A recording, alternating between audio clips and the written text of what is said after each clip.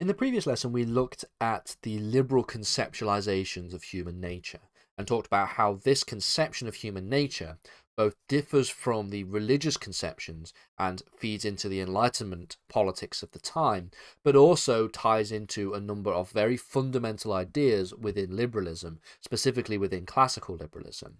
This lesson is going to talk about one of these conceptions, which is how we go from human nature, the idea of egotistical individualism, and the idea of respect for others, and how this ties into a liberal conception of society.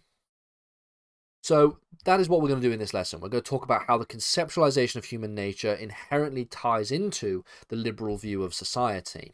Because liberal view of human nature is closely linked to that of society, given the fact that society is just the study of people who live within a group, the groups of people that live together.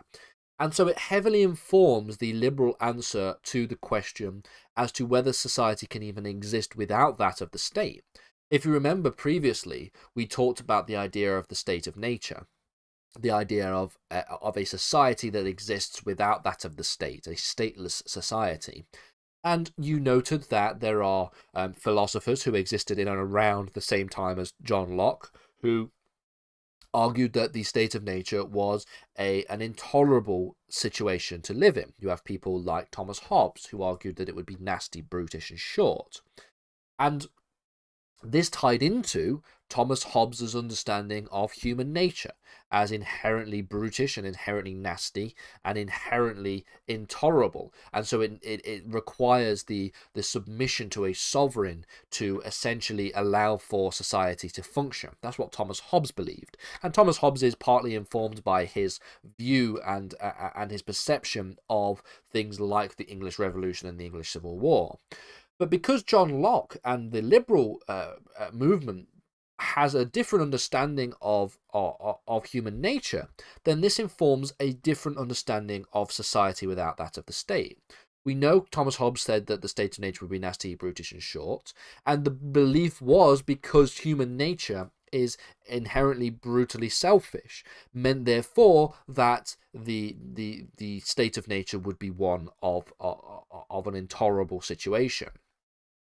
But because Locke takes a far more optimistic viewpoint, he views human nature as being related to that of rationalism, optimistic individualism, egotistical individualism, and the fact that reason would lend to the notion that society can indeed exist without the need for the existence of the state. And so in support of this, Locke cites the existence of natural society, which has a number of underlying natural laws.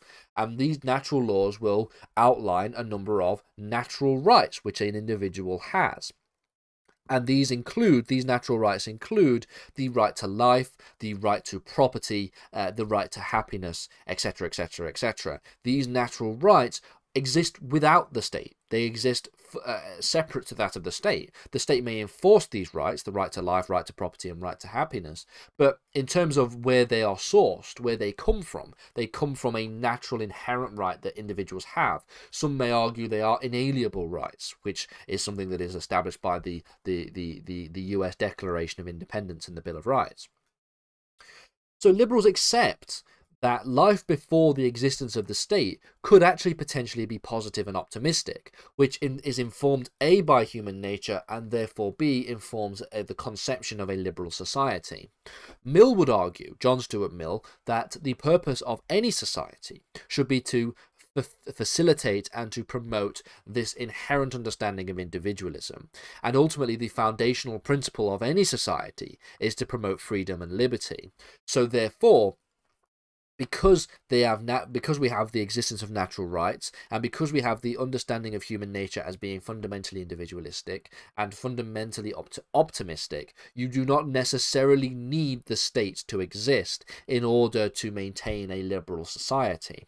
The reason why the state would exist would be because the people who live within the liberal society contractually agree and consent to the existence of the state, because of the belief that a liberal state can actually improve upon and build upon and protect the foundational principles of freedom and liberty. And so as a result of which, you have to consent for its existence.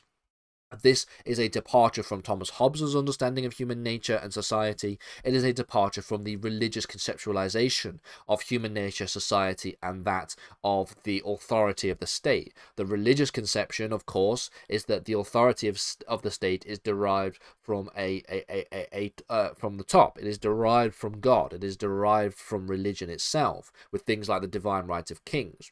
Whereas a liberal conceptualization of the state is that it is derived from the consent of the people. The people actually give it justification and authority, and therefore sovereignty and power resides in the people, not that of the state or that of God.